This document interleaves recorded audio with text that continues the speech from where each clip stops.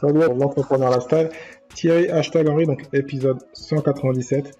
Aujourd'hui, donc on continue donc la suite donc du premier épisode avec mon invité Bassam Majri, qui donc on avait parlé donc du livre Votre vie ou votre argent, donc qu'il est édité en France, donc traduit de la version anglo-saxonne. Là, la même chose avec donc un livre plus connu que moi j'ai lu et écouté il y a un certain nombre d'années, puisque c'est un livre qui a plus de 20 ans, quasiment 30 ans, de Millionaire Next Door. C'est un livre qui vieillit pas, comme on va le dire dans l'épisode, donc qui peut donc t'aider à acquérir l'indépendance financière, te donner des informations. Et là, c'est un peu différent que du premier livre, c'est que c'est entre parenthèses accessible pour tout le monde. Les techniques sont pas très compliquées, il va tout expliquer. Donc je te dis tout, après on va remercier le sponsor. Dropeasy, c'est l'e-commerce pour tous sans les soucis de l'e-commerce classique. Plus besoin d'avoir du stock ou de faire des colis. Tu n'as qu'à choisir les produits, les mettre en valeur sur ta boutique Dropeasy et encaisser l'argent. Même si tu n'y connais rien en e-commerce ou en marketing, pas de souci, Dropeasy a été créé pour que tu puisses te lancer rapidement et facilement. Lance-toi dans le dropshipping de qualité avec Dropeasy. Ils ont des partenariats avec des fournisseurs européens et des produits de grande qualité. C'est pour cela qu'ils t'offrent une formation complète. Il te suffit de tester gratuitement pendant 14 jours aujourd'hui avec le lien suivant. Thierry-du6henry.fr/Dropeasy. Thierry-du6henry.fr/Dropeasy. Donc de retour après avoir remercié le sponsor, comme je disais, donc je suis aujourd'hui avec donc Bassam Majri, que tu as eu donc sur le premier épisode, donc l'épisode 196. Si tu l'as pas écouté, donc je te mettrai un lien pour aller l'écouter. Très intéressant. Donc on avait parlé du livre Votre vie ou votre argent, et là on parle d'un livre un peu plus connu de Millionaire Next Door. Donc comme on le traduit nous, de le millionnaire d'à côté. Donc autour de toi, il peut y en avoir. Donc ils ont une façon de faire.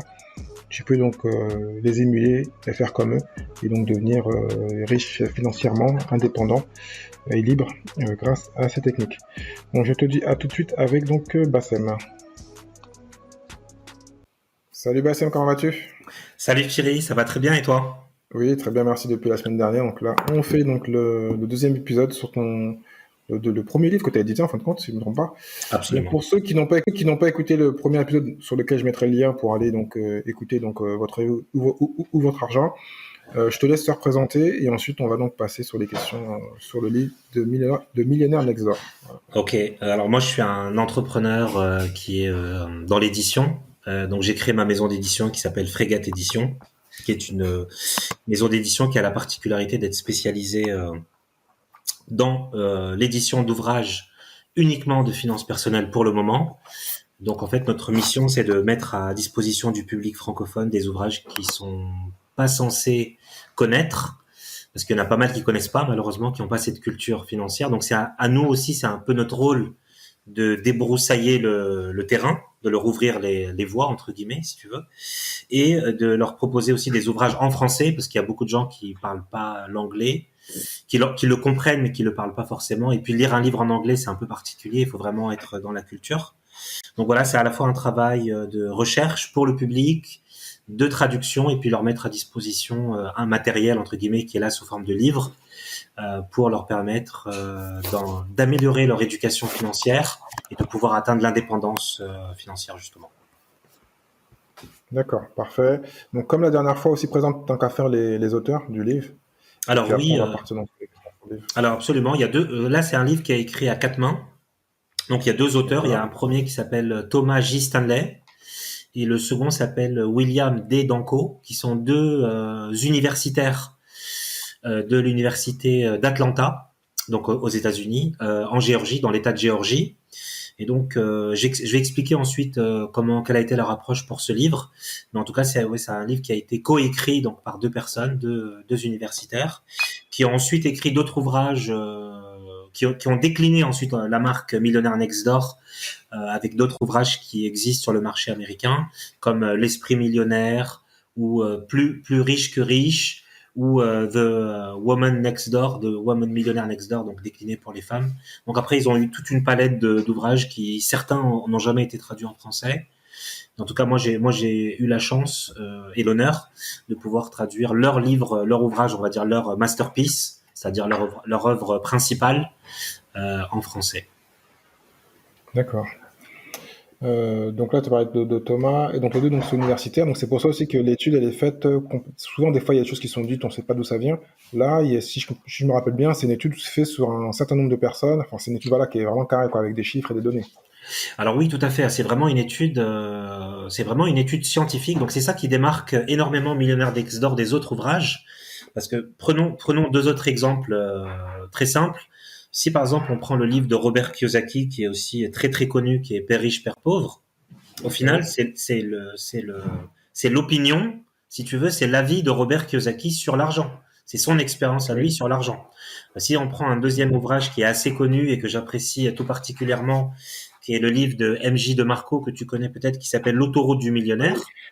oui, oui, je C'est crois que c'est aussi, c'est une bombe celui-là aussi. il est incroyable. C'est une bombe atomique. J'espère qu'on aura peut-être l'occasion d'en reparler dans ce podcast. Donc celui-là, c'est aussi l'opinion, c'est le point de vue et l'expérience de MJ de Marco, qui est un entrepreneur américain qui est basé à Phoenix, dans l'Arizona. Et son livre, il est incroyable. Donc voilà. Mais Mais là, c'est bien qu'on soit parti sur ça, parce qu'en fin de compte, c'est les deux livres qui sont quasiment les plus cités ici, surtout le Père riche, Père pauvre, avec bien sûr Penser devenir riche, et aussi Comment se faire des amis, et aussi le livre de Cialdini, j'ai oublié le nom, de Cialdini. Voilà, donc sur les... Robert, Voilà, Robert, c'est quasiment sur les 200 épisodes, c'est toujours les mêmes qui sont cités, il y en a 4-5 qui reviennent à chaque fois. Mais The Million Next Door n'est quasiment pas cité, et c'est pour ça que j'ai fait exprès de te poser la question. oui, Celui-là, il est basé sur de pures études, et donc là, tu peux pas oui, trop dire bah oui ou non, à part que quelquefois certains universitaires peuvent tricher sur les chiffres, mais là, c'est rare. Là, c'est vraiment des vraies études, et donc c'est un peu à part par rapport à ce qu'ils disent les autres livres, parce que là, c'est plus pour les gens qui sont des cadres dynamiques, on va dire. Enfin, oui. je te laisse te parler, voilà. Donc, qui sont en fin de compte dans l'étude de Millionaire Next Door? Qui Alors sont-ils? en fait, je t'explique la genèse de l'histoire, la création du livre. En fait, comment c'est parti. Thomas J. Stanley et William D. Danko sont réunis tous les deux. Ils ont fait une réunion. Déjà, ça fait longtemps qu'ils sont dans le domaine de la recherche. Ils ont écrit des articles, ils ont fait des sondages, donc ils sont un peu dans tout ce qui est statistique. Donc, qu'est-ce qu'ils ont fait? Ils sont réunis tous les deux. Ils ont créé un questionnaire de 250 questions, donc un questionnaire relativement long.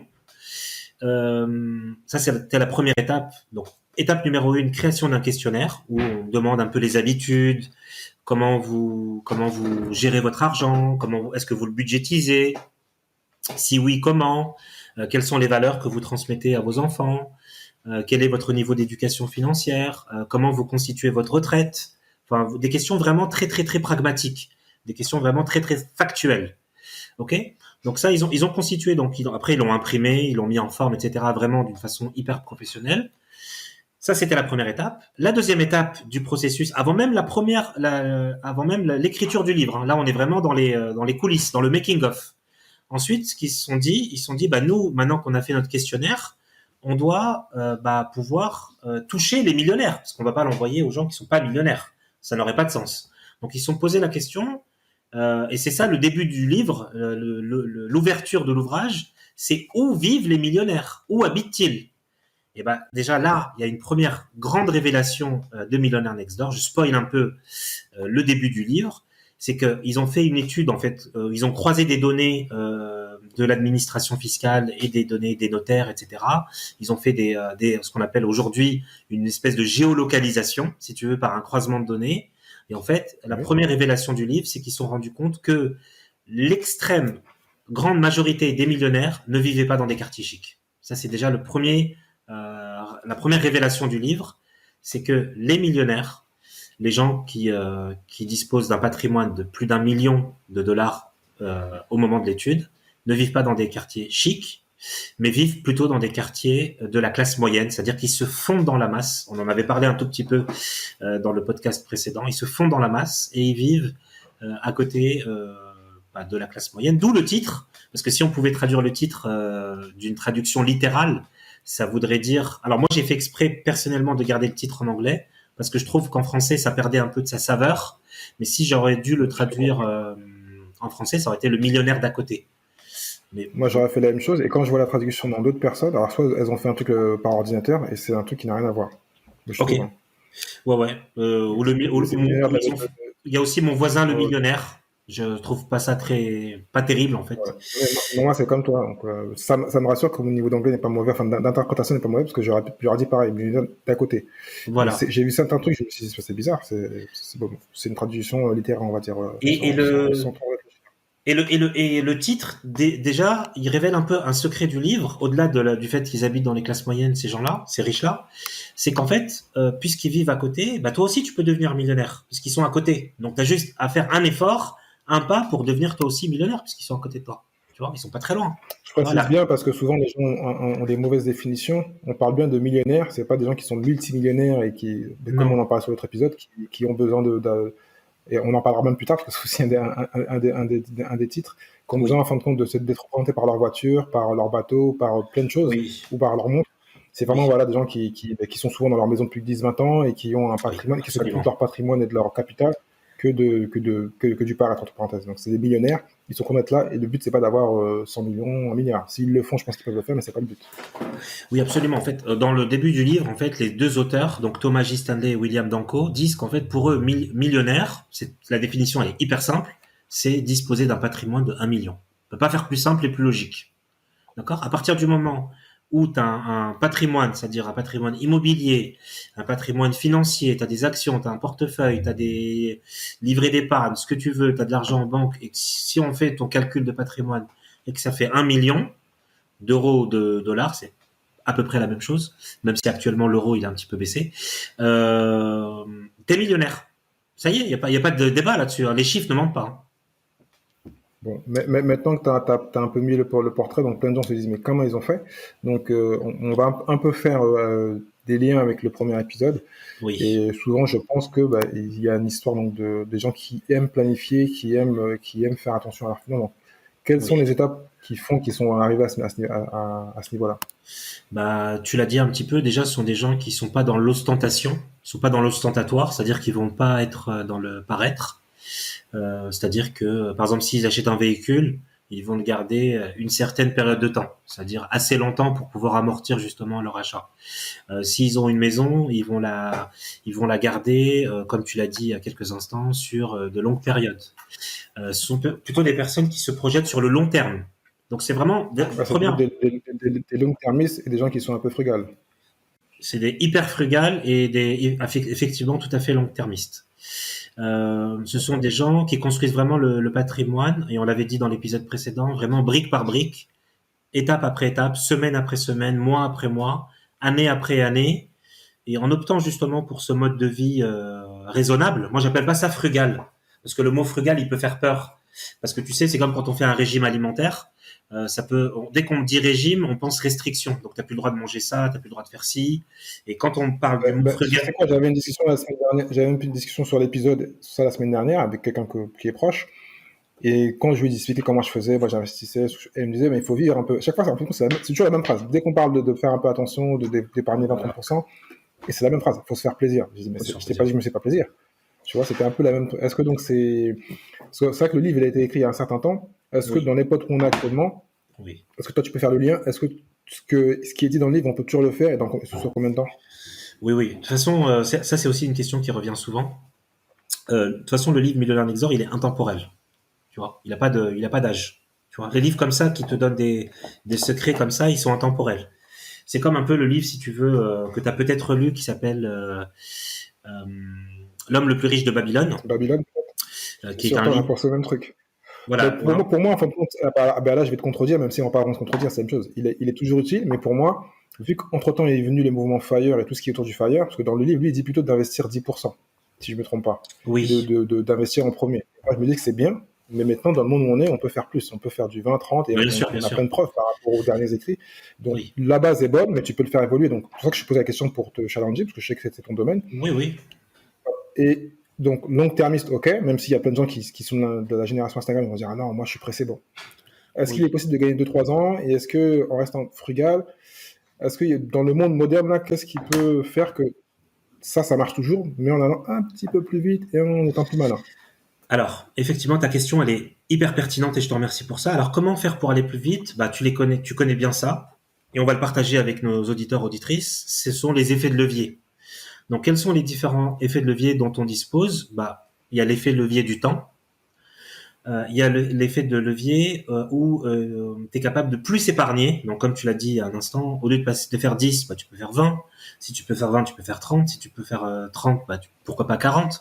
Le fait de pouvoir d'avoir une grosse capacité d'investissement, d'épargne, et puis d'être intelligent, de se positionner sur les bons marchés au bon moment, tout ça sont des effets de levier qui permettent d'encaisser, de faire croître son patrimoine et puis d'encaisser de la valeur supplémentaire.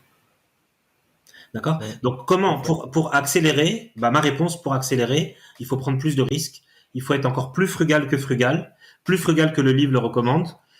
Justement, pour si on est plus pressé et qu'on veut atteindre cette indépendance financière et disposer d'actifs qui travaillent pour nous. Tu sais, c'est la fameuse phrase de Robert Kiyosaki. Il faut mettre l'argent au travail et ne pas vous mettre vous au travail pour de l'argent. Il faut vraiment mettre l'argent au travail. Donc c'est la fameuse phrase. Et comment on met l'argent au travail ? C'est quand on dispose d'actifs qui travaillent pour nous, donc des biens immobiliers, des actions en bourse, des rentes. En fait, tout ce qui peut nous rapporter des rentes. Tout ça, c'est positif. Après, dans l'esprit du millionnaire next door, c'est quelqu'un qui budgétise minimum 1 heure, voire 2 heures par semaine. C'est vraiment quelqu'un qui fait un suivi hyper précis de ses dépenses. C'est quelqu'un qui est capable... Alors, aux États-Unis, c'est un peu particulier parce que le système de retraite est un système par répartition et non par capitalisation. En fait, ce sont des systèmes de retraite qui sont des systèmes de retraite privés. Et donc, tu sais, c'est comme un peu des mutuelles de santé qu'on a ici en France. Donc, c'est des systèmes complémentaires qui viennent donc une fois que tu es à la retraite pour pouvoir te payer la retraite, en fait. Et donc, tu es obligé de le faire toi-même pratiquement, de choisir un bon système. Donc, en général, ces systèmes de retraite américains-là, ce sont en fait des fonds d'investissement. Donc, le plus connu dans le monde, c'est BlackRock, qui dispose d'une capitalisation de plus de 10 000 milliards de dollars. Et eux, qu'est-ce qu'ils font ? Ils vont sur les marchés financiers, donc principalement Wall Street ou les marchés européens, et puis ils investissent. Et puis ils font fructifier ces capitaux-là par des traders professionnels. D'accord. Ok. Et donc, qu'est-ce que va faire le millionnaire next door ? Il va pas avoir des vêtements de marque. Il va avoir des vêtements... En fait, le millionnaire next door, tu vas pas le reconnaître. Tu vas le croiser dans la rue. Il a une voiture standard. Je vais pas citer de marque. Il a une voiture standard qui n'est pas une voiture de sport. Il a une montre standard. Il a des vêtements comme Monsieur Tout le Monde ou Madame Tout le Monde. Et en fait, cette différence, tu vois, ce différentiel sur le loyer, ce différentiel sur l'achat de la maison, ce différentiel où normalement la personne elle a acheté des sacs Louis Vuitton, elle s'est payé une Rolex parce qu'elle pensait que c'était dans l'air du temps, c'était la mode. Voilà, c'était un signe extérieur de richesse. Voilà. Et tout cet argent-là qu'on a décaissé, si tu veux, qu'on a sorti de nos poches, nous, on va le garder et puis on va le faire fructifier avec vraiment cet esprit en bon père de famille. D'accord ? Donc, on va le faire fructifier dans le temps.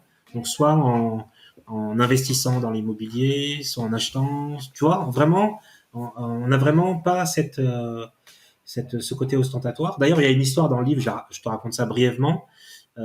Les deux auteurs, donc Stanley et Danko, ils avaient organisé un buffet dans un hôtel à New York. Et en fait, dans le buffet, ils se sont dit, nous, on va recevoir des millionnaires. Donc, dans le buffet, il faut que ça envoie du lourd, tu vois. Il faut du caviar, il faut du saumon fumé, il faut des homards, il faut du champagne, tu vois. Et donc, ils avaient vraiment préparé, ils ont vraiment financé un budget pour vraiment épater ces millionnaires-là. Et ils se sont rendus compte que quand le public est arrivé, donc les millionnaires sont arrivés, ils se sont dit, mais c'est quoi ce buffet ? Nous, on mange pas ça, non. Nous, on veut de la bière, on veut des chips, tu vois. Et ça, c'est très révélateur, tu vois. Nous, on veut, tu vois, c'est très américain aussi. Nous, on veut de la bière, on veut des chips, on veut des hamburgers. Et c'est bon, tu vois. Et des cheesecakes, si vous voulez.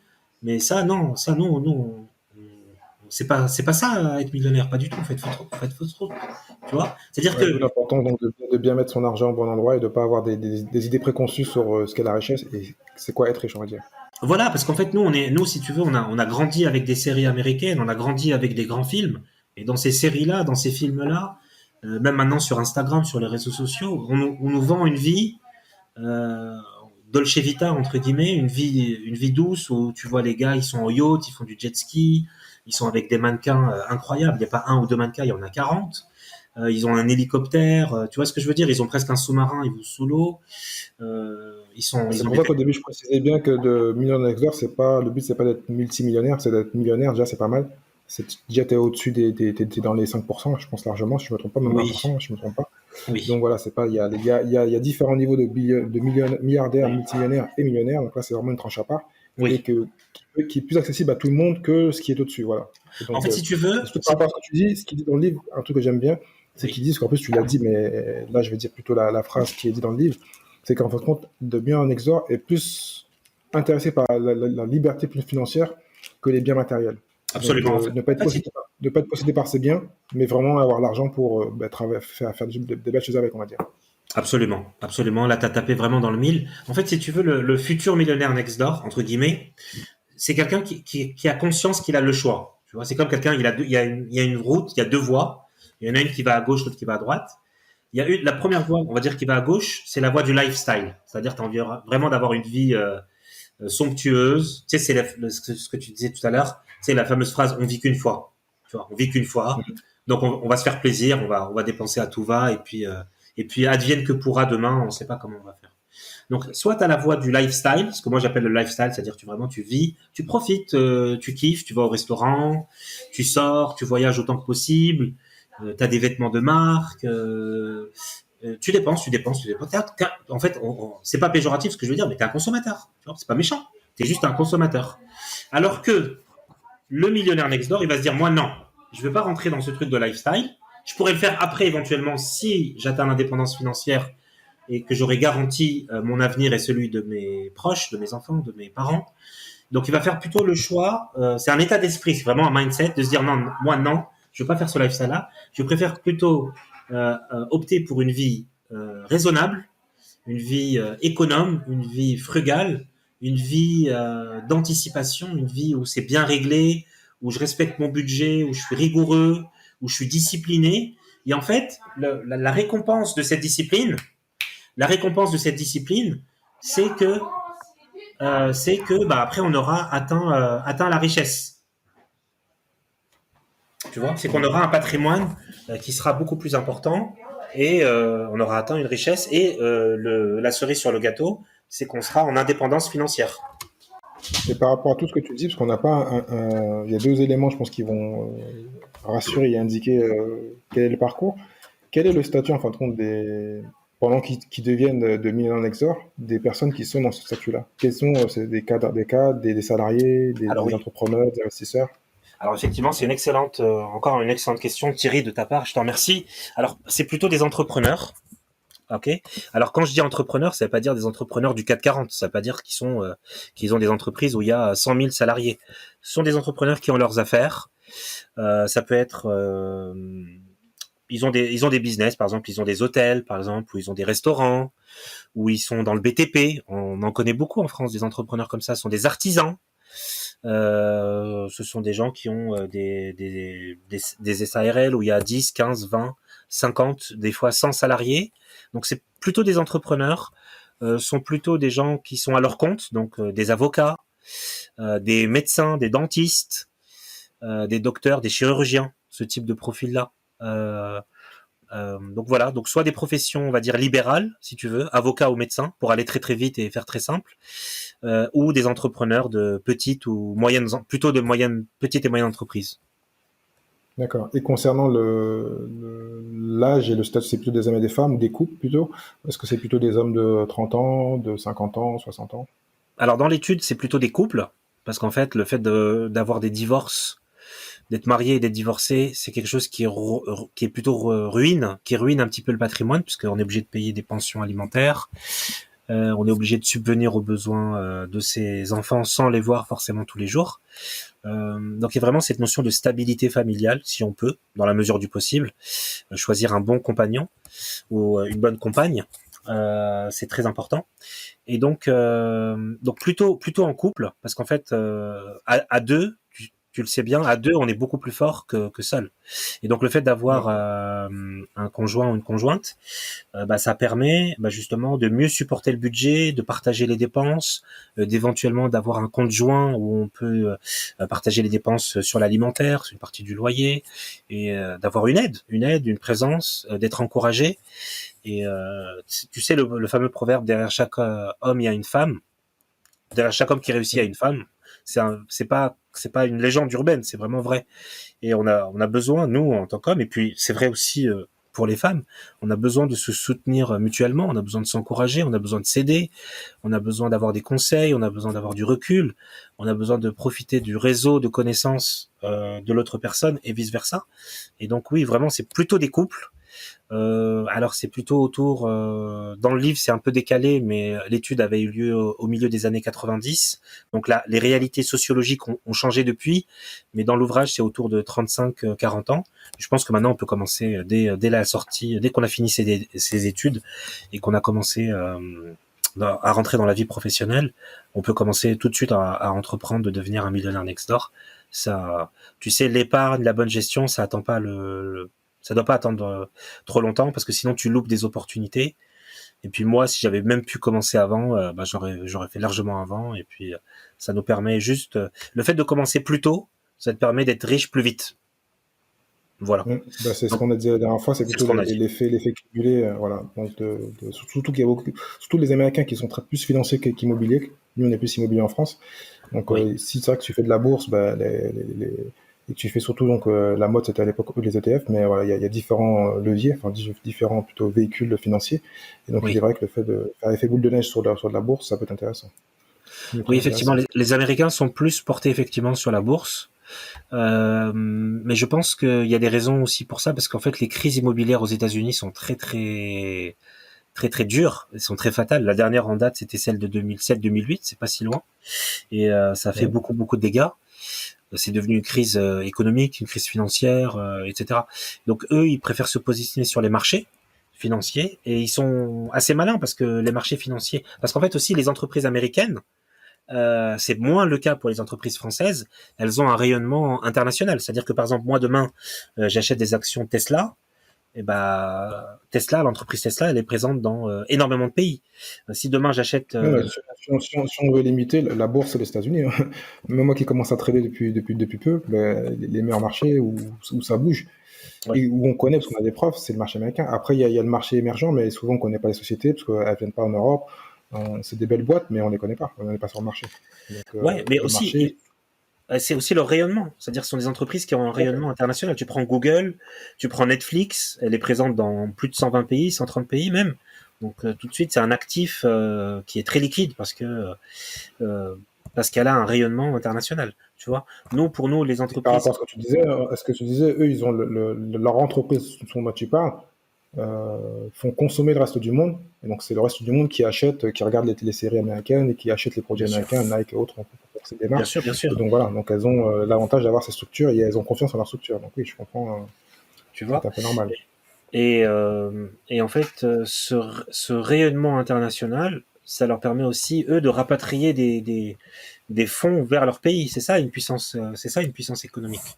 Tu vois, c'est le fait d'avoir ce rayonnement-là. Ça permet, moi par exemple quand je vais acheter mon menu chez KFC par exemple, si je vais manger chez KFC, il y aura une fraction de cet argent-là qui va remonter à la maison mère, et la maison mère elle est pas en France mais elle est aux États-Unis, tu vois. Pareil pour Coca, pareil pour Nike, pareil pour McDo. Donc c'est ça un empire en fait. C'est un empire, c'est quelque chose qui aspire l'argent vers leurs frontières à eux. Les Chinois sont sur un autre modèle, ils sont plus sur un modèle de production et d'exportation, mais l'argent aussi rentre dans leur caisse, t'inquiète pas. Pour revenir sur le profil du millionnaire next door, une question aussi, donc, en termes d'éducation, quelle étude, est-ce qu'ils en font déjà, les personnes qui sont dans ce profil-là, et quel type d'études, est-ce qu'il y a un lien avec l'enquête qui a été faite par rapport aux études? Alors oui, en fait, il y a un lien, mais qui est pas forcément significatif. Donc, ce sont plutôt des gens qui sont éduqués, on va dire, de bac+3 à bac+5, donc qui ont fait des études universitaires.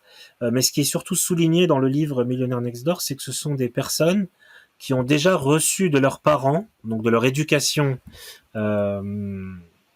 dans l'enfance, en fait, dans l'enfance, l'adolescence, ils avaient déjà reçu des valeurs financières de leurs propres parents à eux, donc de la génération précédente, qui leur ont transmis les valeurs de travail, les travails de rigueur, les valeurs d'excellence. C'est plus ces valeurs-là qui ont été transmises des parents aux enfants que le diplôme qui est vraiment significatif dans l'ouvrage Millionnaire Next Door. D'ailleurs, juste, je fais une petite parenthèse pour te prouver que le diplôme n'est pas du tout significatif. À un moment donné, il y a un chapitre où les deux auteurs prennent l'exemple d'un chirurgien et ils prennent l'exemple d'une infirmière qui travaille avec ce chirurgien-là.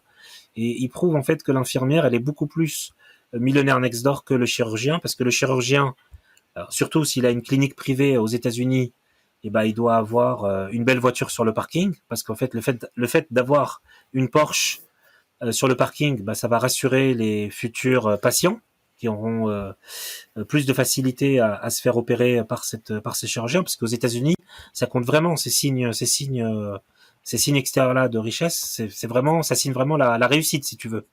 Et donc, il va avoir une Porsche, il va avoir des costumes qui sont d'un certain prix, il va avoir sa propre clinique, donc ça va engendrer des frais.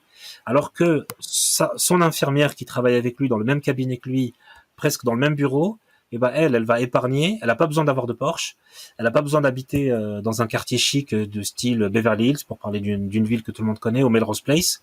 Elle peut vivre dans un coin type classe moyenne avec un loyer standard. Et donc, si elle met en place la bonne épargne, qu'elle commence à investir et qu'elle fait fructifier, qu'elle sait comment faire fructifier son épargne, ça va devenir un patrimoine, elle sera beaucoup plus riche que le chirurgien qui soi-disant gagne beaucoup plus, mais en fait il en claque énormément aussi pour maintenir le standing et son niveau de vie en fait. D'accord. Donc, comme quoi, c'était pour réagir au fait du diplôme, ça veut rien dire en fait. Tu peux avoir un chirurgien qui est pas millionnaire next door et quelqu'un qui est à côté qui travaille vraiment avec lui et lui qui l'est en fait complètement. D'accord. Donc là, pour faire un résumé sur un peu tout ce qu'on a dit et surtout la partie financière, donc on a vu au début en fin de compte qu'il faut souvent que les personnes fassent un investissement sur le long terme, qu'elles restent plutôt dans des quartiers de classe moyenne, avec donc bien sûr propriétaires de leurs biens immobiliers et qu'elles restent longtemps dedans. Donc il va y avoir une augmentation du capital classique, donc on dormir sur leur capital. Et donc les études, question en fin de compte d'ordre d'investissement. Quel est leur type d'investissement? On en a parlé un peu de la bourse, parce qu'il y en a d'autres. Est-ce qu'elle est l'ordre? Donc c'est plutôt du moyen, court terme, long terme. Et donc quel est le type d'investissement qui font qu'ils arrivent à ce niveau-là? Alors, des investissements. Déjà, le premier investissement, comme il y a une grande majorité qui sont des entrepreneurs, et c'est souligné dans le livre à plusieurs reprises, sont surtout des investissements qui vont faire grandir leur business. C'est-à-dire qu'ils vont réinvestir une partie de leurs capitaux. Je parle vraiment de leurs capitaux professionnels, pas personnels, pour justement faire grandir leur boîte. C'est-à-dire qu'il y a beaucoup de millionnaires next door qui, arrivés à l'âge de la retraite, vont soit céder leur boîte à leur fils ou à leur fille. Donc déjà, ils vont lui transmettre quelque chose que l'on peut qualifier, nous, de l'œuvre d'une vie, avec des clients, avec des employés, avec des produits, avec des services. Donc déjà, ça, c'est quelque chose. Donc déjà, ce sont des gens qui vont beaucoup investir sur le côté professionnel, où ils ont déjà l'idée, il y a déjà l'idée de léguer quelque chose, une entreprise qui est viable, qui a des clients, qui génère du cash. Je t'avais dit dans l'autre épisode que pour moi l'entreprise était une cash machine, je le redis encore aujourd'hui. Et donc la première chose qu'ils vont faire, c'est qu'ils vont développer leur entreprise, parce que c'est elle vraiment avant la bourse ça peut venir en complément ou après, mais c'est vraiment l'entreprise qui va être leur actif à eux, leur actif financier, qui va vraiment leur permettre d'ouvrir leurs ailes et d'atteindre cette fameuse indépendance financière. Donc, le numéro 1, là où ils mettent leur énergie, leur temps, leur force, leur réseau, leur réputation, leur diplôme, tout ce que tu veux, leur créativité, le premier lieu avant la bourse, c'est leur propre travail, c'est leur propre entreprise, et c'est là où ils mettent énormément de leur force là-dedans. Ça, c'est numéro 1. Numéro 2, une fois qu'ils ont une entreprise qui est viable, la deuxième chose, ils sont plutôt portés sur l'immobilier, parce que c'est quelque chose qu'on peut vendre, c'est quelque chose qu'on peut aussi léguer à ses enfants ou à ses petits-enfants, qu'on peut vendre si on a un souci ou un tracas. Et puis ce sont des choses qui prennent de la valeur dans le temps. Si on a bien étudié le marché et qu'on a fait les bons choix. Donc voilà. Donc premièrement l'entrepreneuriat, deuxièmement l'immobilier, troisièmement évidemment le levier de la bourse qui est important. Là aussi, ce sont pas des traders. Ils font pas des opérations à la nanoseconde. Ils sont plus sur du moyen long terme. Donc ils prennent des entreprises comme par exemple Walmart. Donc le Walmart, pour ceux qui connaissent pas, c'est comme une sorte de Carrefour, mais aux États-Unis, Carrefour ou Auchan ou Leclerc, mais à la sauce américaine. Et puis tu sais, ça prend de la valeur dans le temps. Ou sinon, ce sont des gens qui investissent également sur des indices comme le SP500, qui est une sorte comme si tu veux, comme le CAC 40, qui est un peu la moyenne de toute l'évolution de la bourse sur le marché principal, sur le marché primaire. Et puis là, on se rend compte que les rendements sont très intéressants, parce qu'on est sur des rendements entre 8 et 10% par an. Donc ce sont les principaux investissements pour les millionnaires next door. Donc avec tout ce que tu as dit, là, ce que je pense que l'audience va se poser la question, quel est le délai moyen? Parce qu'on l'a dit un peu sur le premier épisode, on sait que c'est une technique ou une méthode qui est un peu plus longue. Oui. Et le but, c'est pas de devenir super riche, c'est d'être vraiment financièrement libre. Oui. Et est-ce que dans le livre, il y a une étude qui indique le délai moyen pour atteindre cette liberté financière et ce million? Je pense que ça dépend de beaucoup de paramètres. Tu vois, ça dépend de tes revenus, ça dépend de ton capital de départ. Comme toujours, il y a toujours des techniques pour accélérer le processus. Tu vois, il y a toujours des moyens d'accélération pour atteindre cette indépendance financière-là le plus rapidement possible. Après, moi, je pense que le délai, il est de l'ordre de 10 à 15 ans, parce qu'on est sur sur une stratégie que je qualifierais plutôt de très prudente, qu'on pourrait qualifier tous les deux en bon père de famille, la fameuse expression. Il investit en bon père de famille, donc c'est-à-dire en pensant au futur. Donc ouais, je dirais 10 ou 15 ans si on s'y prend bien. Donc si tu veux quelqu'un qui aurait un diplôme aux alentours de 30 ans, de 25-30 ans, il pourrait être millionnaire next door aux alentours de 40 ans, ce qui est pas déconnant, 40-45 ans. Et voilà. Après, il a encore 20 ans de carrière devant lui, à 45 ans jusqu'à 65 pour encore développer son patrimoine. Donc, ce qui laisse pas mal de temps, plus de 2 décennies. Donc, voilà, pour accroître justement ce patrimoine-là, pouvoir vivre dans une abondance, pour pouvoir vivre dans l'aisance, et pour pouvoir aider ses proches et être source d'exemple pour les autres aussi, c'est important de pouvoir dire L'inspiration, c'est important. d'inspiration, c'est très important, et de léguer les bonnes valeurs à ses enfants, parce que tu sais, l'argent c'est un problème sans fin. Donc tout le monde a besoin d'argent tout le temps, tous les jours, pour des besoins plus ou moins vitaux. Donc il faut apprendre à ses enfants. Si tu leur apprends comment pêcher, t'inquiète pas pour eux, ils vont vraiment grandir et ils te remercieront tous les jours. Ils te remercieront tous les jours. Et c'est pas en leur donnant de l'argent que tu vas leur rendre service, parce que tu vas en faire des assistés, mais c'est en leur montrant le processus, en leur partageant tes valeurs, que vraiment tu auras fait la vraie transmission. Okay, et le fait d'aider tout le temps, c'est pas bon. Ouais, bah oui, il faut vraiment que les gens apprennent à faire par eux-mêmes, sinon ils sont assistés comme tu dis. Oui. Donc c'est pas le but, c'est pas leur rendre service. Pas du tout. Donc là, t'as bien détaillé. Est-ce qu'il y a une question, quelque chose que j'aurais oublié à dire pour que l'audience puisse aller acheter le livre et foncer sur la technique de Nextdoor? Je dirais le livre, en fait, il y a énormément de graphiques, il y a beaucoup de tableaux. C'est vraiment une étude qui est chiffrée. Et en fait, si tu veux, le livre, en fait, il va permettre aux lecteurs et aux lectrices et vraiment, j'invite à le lire, à le découvrir, à rentrer dans l'univers du livre. En fait, ça va leur permettre, si tu veux, l'image que je pourrais te donner, ça va leur permettre à leur cerveau de pivoter. Ça va leur permettre de changer d'état d'esprit, de changer leur mindset. Déjà, de se dire que devenir millionnaire, c'est pas impossible, parce qu'il y a beaucoup de gens qui pensent que c'est vraiment, c'est inatteignable. C'est un rêve, quoi. C'est un rêve presque impossible. Donc déjà, de 1, c'est possible. De 2, il faut une certaine rigueur, il faut une certaine discipline, et il faut un peu de temps. C'est une méthode qui demande un peu de temps. Donc il faut être un peu patient aussi. Ça se fait pas en une nuit. Ça, c'était le deuxième point. Troisième point, se donner les moyens de réussir. Et puis, ça va vous donner aussi la vie, les habitudes. C'est ça que j'ai beaucoup apprécié dans le livre, les vraies habitudes des millionnaires. Parce que nous, on nous vend, quand on lit la presse, quand on voit Paris Match, quand on voit les Instagram et tout, on a l'impression qu'ils dépensent sans fin, ces gens-là.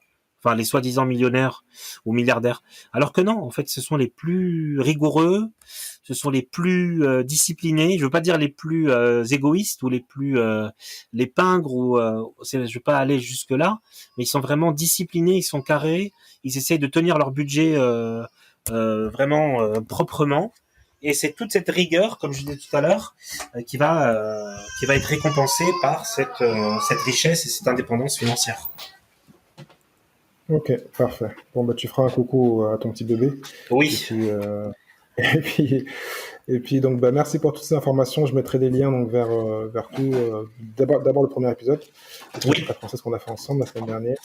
Et Absolument. Puis donc vers tous les liens, les réseaux sociaux. Donc si vous voulez aller interroger Bassem, discuter avec Bassem et prendre plus d'informations. Et puis voir la suite, parce qu'il y a d'autres projets qui sont en cours aussi. Donc voilà. Bassem, merci. Merci à toi Thierry. Merci infiniment pour ton invitation. C'était très cool. Bientôt. À très vite, bon courage. Merci à toi d'avoir écouté cet épisode de l'Entrepreneur Lifestyle jusqu'à la fin. Si tu as aimé et que tu penses que cela peut aider ou intéresser quelqu'un que tu connais, donc partage cet épisode, like-le, commente-le et bien sûr mets note numéro 5 s'il te plaît. Donc cela va m'aider à continuer à pouvoir monter dans les classements de toutes les bonnes plateformes de podcast, iTunes, Spotify, enfin tu les connais. Si tu souhaites donc recevoir les épisodes directement dans ta boîte email, envoie-moi un email à contact@thierry-lucis.fr contact@thierry-lucis.fr. Je te dis au prochain épisode. Ciao, ciao.